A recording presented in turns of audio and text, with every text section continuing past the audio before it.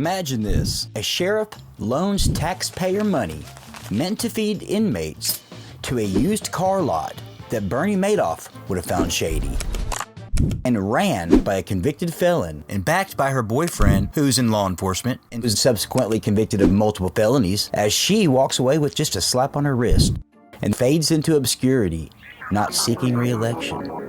But where most would bow out in disgrace, Anna is again seeking that coveted sheriff's badge in 2026. Maybe it's all just a big misunderstanding. Maybe the system is so corrupt that this is just the new normal. More than likely. Stick around because you're not going to want to miss just how insane this story really gets. Hi there! How you doing? You want to buy this Buick Centurion, huh? Back in 2010, Anna Franklin shattered a glass ceiling, becoming the first female sheriff in Morgan County. She campaigned on strong leadership and reform. Fast forward to her tenure, what do we find? Not exactly the beacon of integrity one might hope for. The crux of the controversy revolves around Alabama's outdated law at the time, which allowed sheriffs to pocket surplus funds from inmates' meal budgets. Think of it as a perverse incentive. Cut corners on feeding those in custody and keep the change. In 2015, Franklin withdrew $160,000 from the jail's food fund, money that, per a 2009 federal decree, was supposed to benefit inmates or revert to the county. Instead, she loaned $150,000 to Priceville Partners, LLC, a used car dealership that turned out to be a Ponzi scheme.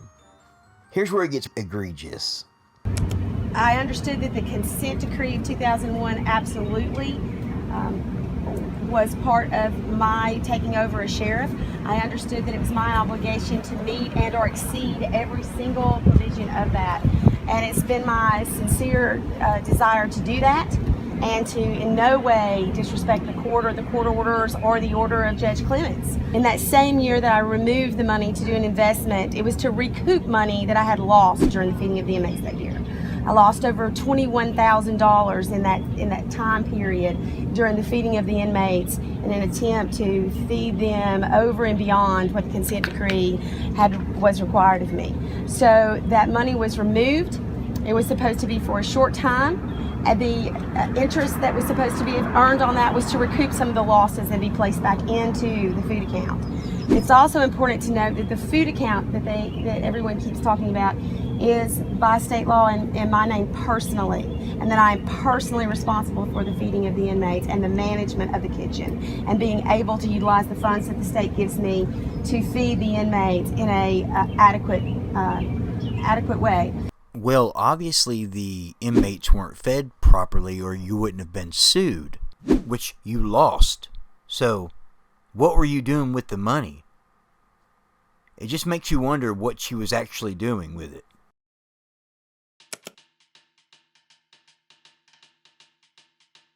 The dealership was owned by Greg Stinson, a man with a prior felony conviction for theft.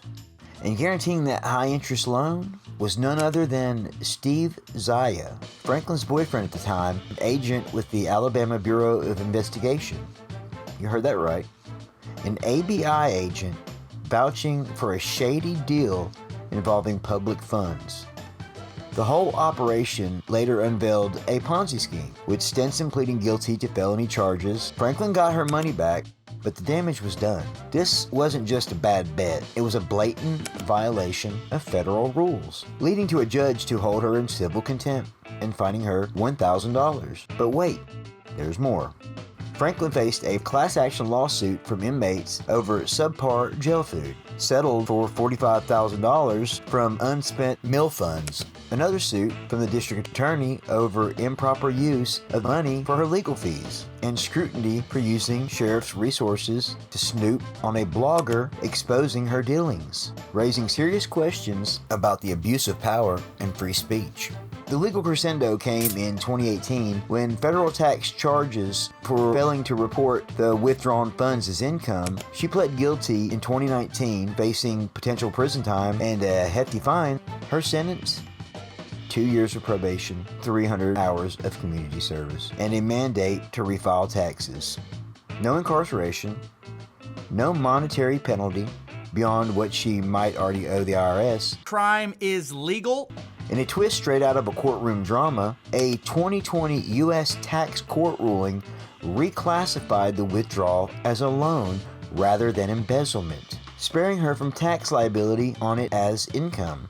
Supporters held it as vindication, claiming she was cleared of all charges. But let's not kid ourselves. This doesn't erase the ethical lapse or the original misuse of funds meant for vulnerable inmates. And now, the punchline that's anything but funny. As of 2026, Franklin is running for sheriff again, challenging incumbent Ron Puckett, who leads in the polls by 64%. Campaign signs are sprouting up and dividing the community between those who buy the false accusation narrative and those who remember the headlines. It's almost absurd, isn't it? Like a chef who once poisoned a soup, deciding to reopen a restaurant, banking on short-term memories. If history teaches us anything, it's that electing leaders with a track record for risky entanglements and lenient consequences is a recipe for disaster.